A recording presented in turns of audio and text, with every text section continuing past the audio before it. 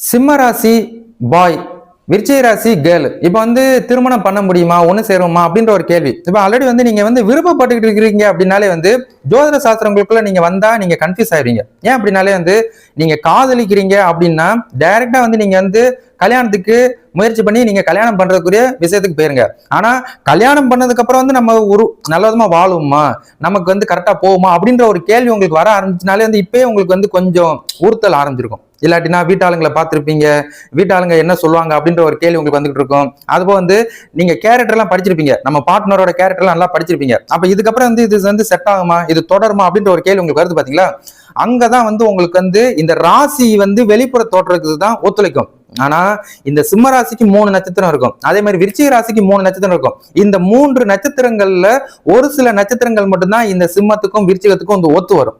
அப்ப அவங்கள திருமணம் பண்ணாதான் சிறப்பு, அந்த கான்செப்ட் இருக்குது. ஏன்னா மேஜர் மாங்கல்ய பொருத்தம் இருக்குதா, அதுபோக கன பொருத்தம் இருக்குதா, அதுபோக வசிய பொருத்தம் இருக்குதா, அதுபோக சிறுதி தீர்க்க பொருத்தம் இருக்குதா அப்படின்றத பாக்குற மாதிரி இருக்கும். சரி, 5வது நாடி பொருத்தம். மேஜர் நாடி 5 பொருத்தம் இருந்தா நீங்க திருமணத்துக்கு ப்ராசஸ் பண்ணலாம். ஆனா இந்த 10 பொருத்தத்துல இந்த 5 பொருத்தத்தை பண்ணிட்டு பார்த்துட்டு நீங்க திருமணத்துக்கு போறதுக்கு முன்னாடி உங்களுக்கு ஒரு ஜனன ஜாதகம் இருக்கும். இப்ப சிம்ம ராசியில் பிறந்த உங்களுக்கு ஒரு ஜனன ஜாதகம் இருக்கும். அதே மாதிரி விருச்சிக ராசியில் பிறந்த உங்க பார்ட்னருக்கு ஒரு ஜனன ஜாதகம் இருக்கும்.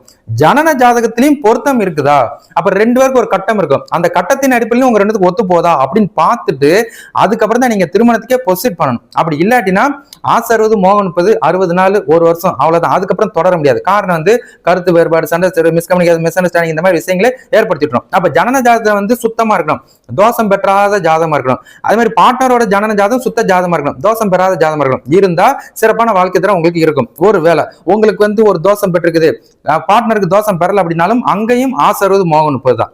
இதெல்லாம் பார்த்துட்டு தான் அதுக்கப்புறம் ப்ராசஸ் பண்ணணும். இப்ப எடுத்த உடனே சிம்ம ராசிக்கும் விருச்சிக ராசிக்கும் ஒத்துழைக்குமா அப்படின்ற ஒரு கேள்வியை கேட்டுட்டு அதை தவறுதலா புரிஞ்சுட்டு நீங்க திருமணத்துக்கு போயிட்டீங்கன்னா அங்க தப்பா முடிஞ்சிடும் அப்படின்றத உங்களுக்கு ஞாபகப்படுத்திக்கிறேன்.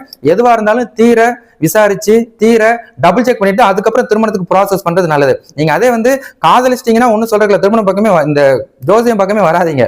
அதே நீங்க நான் காதலிச்சாலும் திருமண பொருத்தம் அதெல்லாம் பார்த்துட்டு டபுள் செக் பண்ணி தான் திருமணம் பண்ணேன் அப்படின்னா அதுக்கு முன்னாடி உங்க ஜனன ஜாத்தியம் உங்க பார்ட்னரோட ஜனன ஜாத்தியம் டபுள் செக் பண்ணிட்டு அதுக்கப்புறம் ப்ராசஸ் பண்றது சிறப்பு அப்படின்றத உங்களுக்கு தெளிவா நான் ஞாபகப்படுத்திக்கிறேன். சரிங்களா?